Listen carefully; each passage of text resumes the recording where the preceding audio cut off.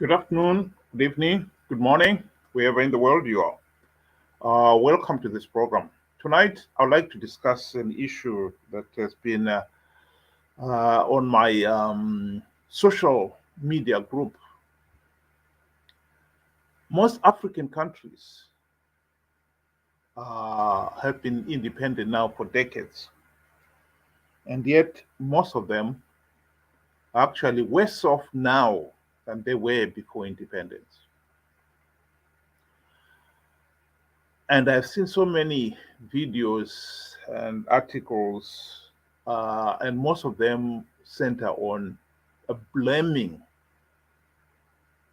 others for Africa's failure to develop.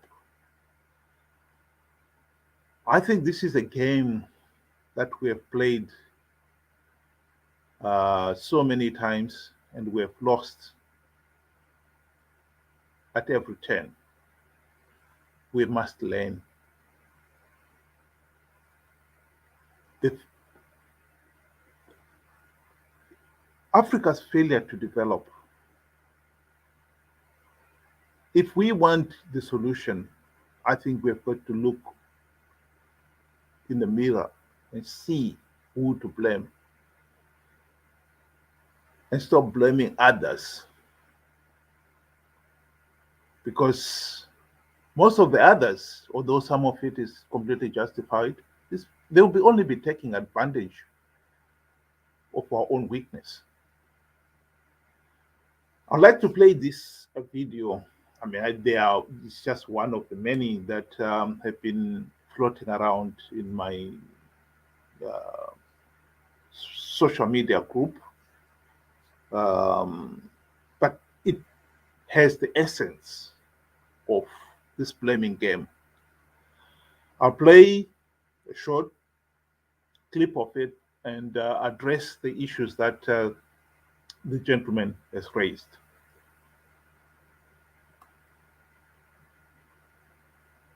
That keeps Africa enslaved to the Chinese and the white man by virtue of their politicians. Number one, we have been distracted in America, the Caribbean, Africa, all over the world. It's a Pan-African problem. We have been distracted from development with democracy. Everybody's focusing on who to vote for. You're not looking at the conditions. What's going to change whether he wins or he wins? Because guess who's financing both of them? The same people stealing your oil. Who's financing both of them? The same people stealing your gold. Who's financing both of them? The same people stealing your coltan. You follow me? So democracy is a joke they play on black people to make you think you can have radical transformation without revolution. The reason the white man pushes democracy globally so hard is if there's ever a breakdown in the black man's confidence in democracy, the only alternative is revolution. Let's have a look at that. I come from a country, an African country, Zimbabwe. We've been independent for the last 43 years. And to say that Zimbabwe has failed to develop because of democracy, you say to yourself, what are you talking about? Zimbabwe has been independent for the last 43 years. We have failed to hold free, fair, and credible elections. What is the democracy in that? In fact, if anything at all, is our failure to hold free, fair, and credible elections that has allowed dictators like the late Robert Mugabe stay in power for 37 years. We couldn't remove him because ZANU-PF rigged the elections. So it is not democracy that stopped us developing. It's the lack of it. And to blame the whites for the lack of democracy, you said this is unbelievable. What did you want the whites to do? It's for us to have democratic elections or to have a dictatorship. In the last 43 years, we've had a dictatorship. We can blame outsiders all we want, but the truth of the matter is we have got to blame the failure to hold free, fair, and credible elections to remove the ZANU PF dictatorship, we Zimbabweans have got to blame ourselves for it. And I will tell you why. It's because we failed to understand.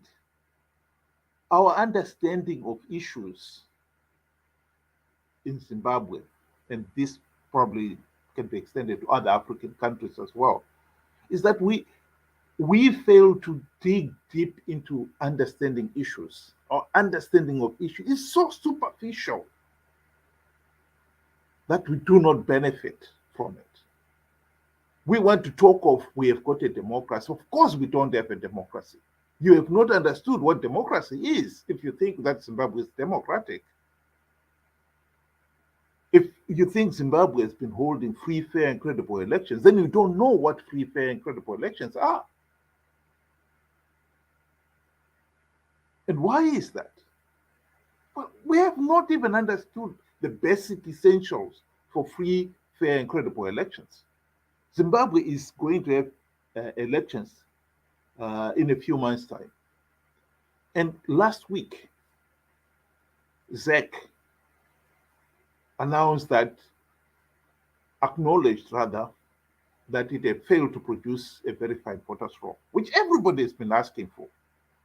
That has been on the national agenda ever since the last elections. ZEC acknowledges that there's no verified voters roll.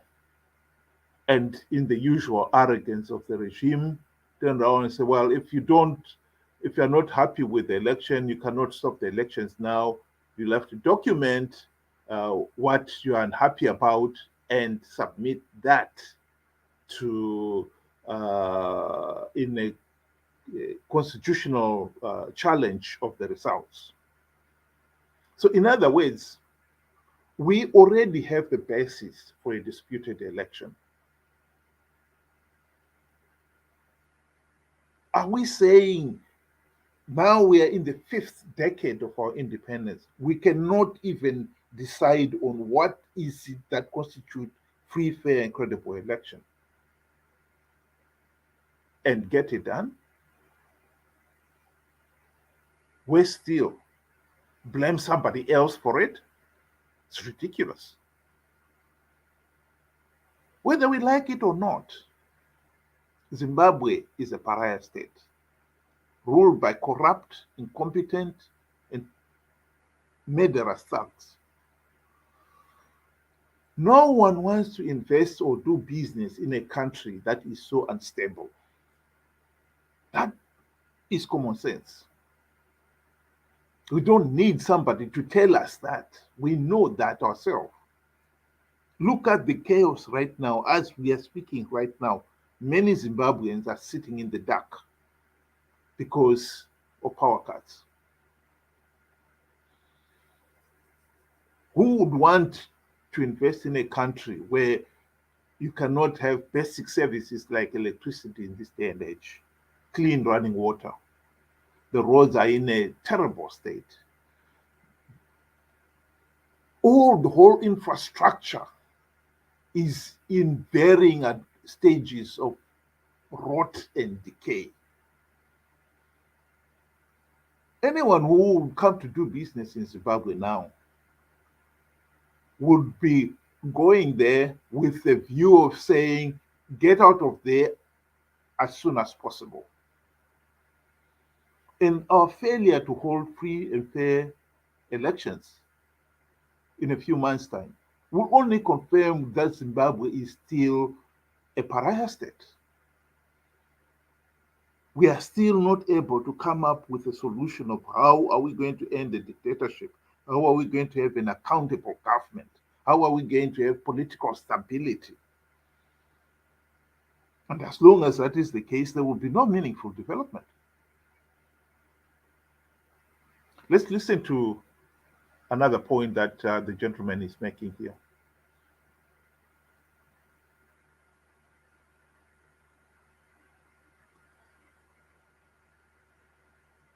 So that's number one. Democracy is a distraction from development.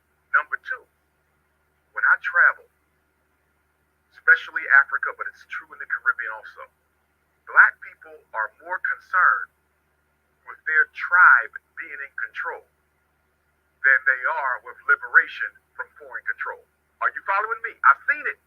So when the elections is coming up, it's not about freeing us from white supremacy or Chinese imperialism.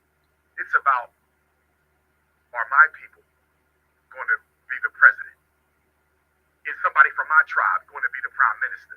And because they're more concerned about tribal imperialism than African independence, this democratic scheme that they run on black people continues because we're so petty and so small in our thinking.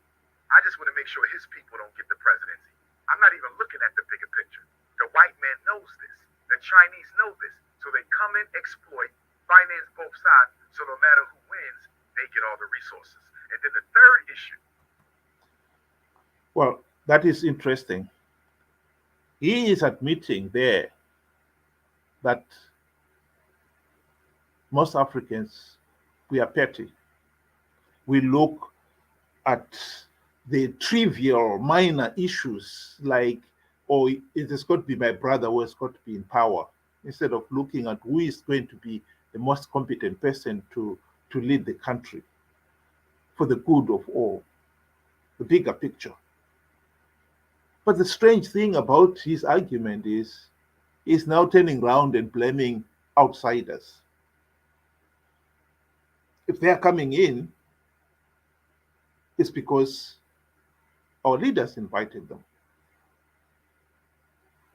The Chinese are in Zimbabwe because ZANU-PF invited them.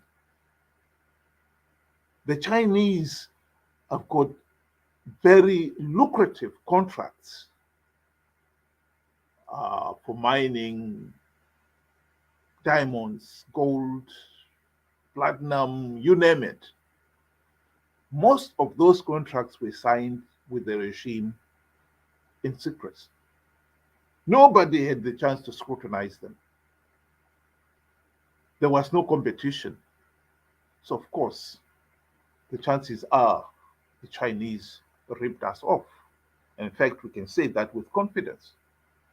But why would we blame the Chinese for it?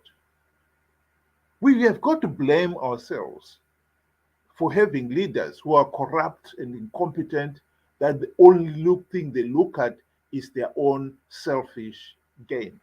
In this particular case, ZANU-PF's main priority is it's keeping the Chinese because the Chinese are helping prop up the regime, keeping ZANU-PF in power. If there's one nation that we can point at as having contributed to the establishment and retention of the ZANU-PF dictatorship, there's got to be the Chinese. They have bankrolled ZANU-PF elections time and time again. And for good reason. If you are making billions of dollars from looting the diamonds, for instance, you'll be willing to spend a few million to make sure that there's no regime change. We had the opportunity to have that regime change during the GNU 2008 to 2013, a golden opportunity for that matter. What did we do? We failed to implement even one reform. To start with, our friends in the MDC promised that they would implement the reforms. I don't think the likes of Morgan Tsvangirai even understood what the reforms are. And, and so do some of his lieutenants, like our friend Nelson Chamisa. But I think people like Tendai Biti and David Coulthard, I think they know what those reforms are.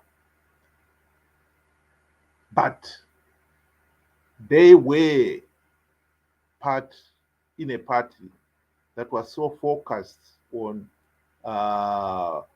the benefits that they were getting during the GNU, they lost sight of the reforms. And so not even one meaningful reform was implemented.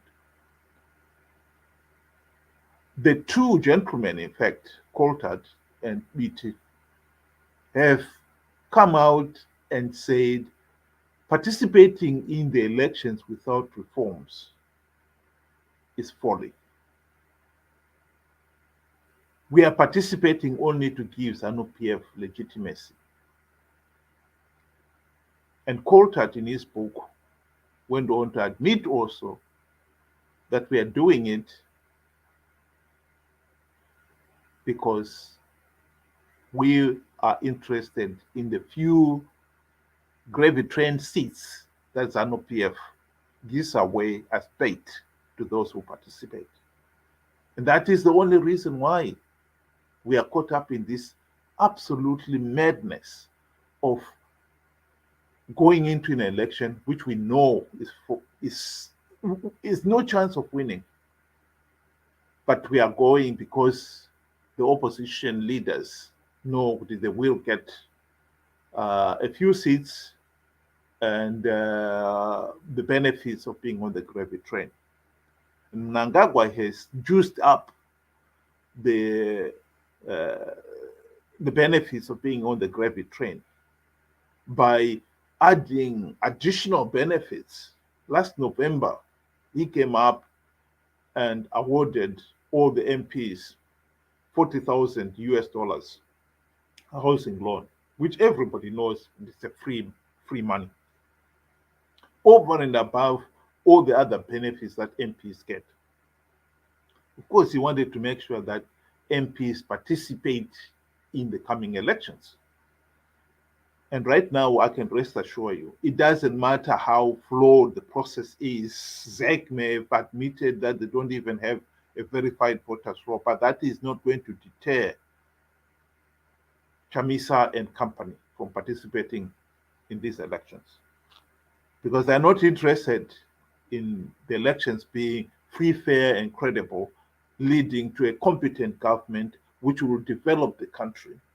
They're only interested in the benefits they will get by participating, by being on the gravy train. Let's listen to the last bit of the gentleman.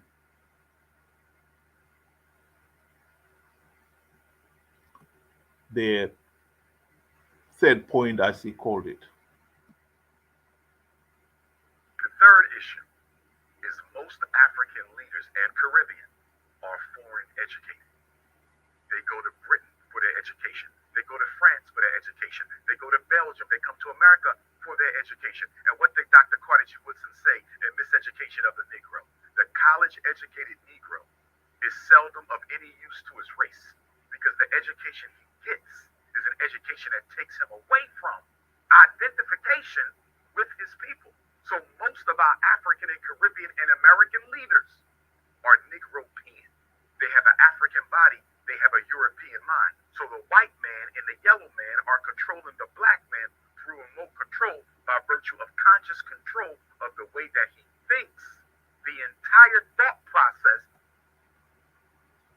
I can't believe that in this day and age somebody would say something as unbelievably naive and stupid like that. When you go to any university, be it in Africa, South America, North America, Europe, China, wherever you go, Newton's law, if you're doing engineering, for instance, is the same everywhere. The basic laws of economics are the same everywhere. Black Africans are not taught something else. They are taught the same thing that anybody else in that profession is taught. So if they come back home and fail to apply their knowledge, you cannot blame it on the university that it's because they were educated in London. Even if you had learned the same finance in Zimbabwe, University of Zimbabwe or in Natal or wherever, you would have learned the same thing. This is what is incredible about blacks. We have become so focused on finding somebody else to blame for our own failures that we are now exaggerating, shadow boxing, fighting uh, imaginary enemies. If somebody was a professor in London and he becomes Minister of Finance, if he applied the things that he have learned in properly, there is no reason why Zimbabwe's finances should be in a mess, for example. But if he is corrupt and starts using the voodoo economic policies, follow the voodoo economic policies pressured by the regime, for instance, of course, Zimbabwe's finances will be in a mess. But you cannot blame it on the University of Oxford or Cambridge, where the individual went. You blame it on the individual. They're easily corrupted. They were easily enticed by the offer of becoming Minister of Finance to the point that they were willing to discard even basic economic policies that you say to yourself, this doesn't make any economic sense, but they still pursue it. You cannot blame it on the institution. There is nothing wrong with the university qualifications you get in Yale or Manitoba or in Brazil just because they are black. I think we need to focus on the real issues. Why is it that our leaders are easily corrupted? And the reason for it is that of greed. Greed, pure and simple. In Africa, we have leaders who are so corrupt that they entice even some of our well-educated individuals to do things that you say to yourself, if it was in a country that was democratic, where they know they'll be held to democratic account, they'll never want to do that. But in Africa, where they know there is no democratic accountability, the temptation to do what the leader says for the sake of holding their comfortable position as minister is overwhelming. And so they don't resist it.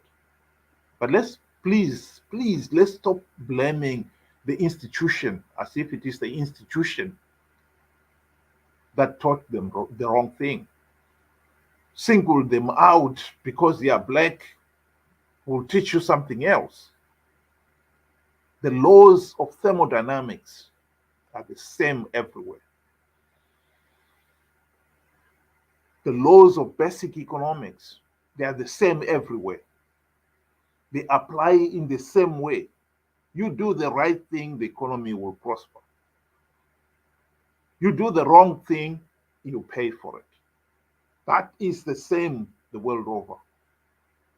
I think we need, as a people, to look ourselves in the mirror and saying, we've done wrong here and we should correct it. Leaders have taken advantage of that. Look at what Mugabe has been doing. Because of our superficial understanding of issues, he has been able to turn around and blame Zimbabwe's economic meltdown on sanctions. And yet, economic sanctions were imposed in 2001. By then, Zimbabwe's economy was already in serious trouble. And hence the need for the 1990 to 1995, then 1995 to 1999 economic structural adjustment programs. And you try to explain that to some of the people, they still do not understand that. They still maintain what it is the sanctions. Our naivety has allowed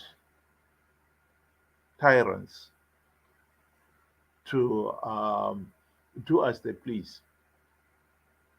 But we have got to snap out of it if we want development.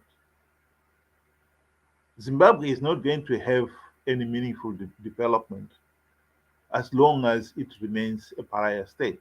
And one of the measures by which one can say it's a pariah state is a failure to hold free, fair, and credible elections.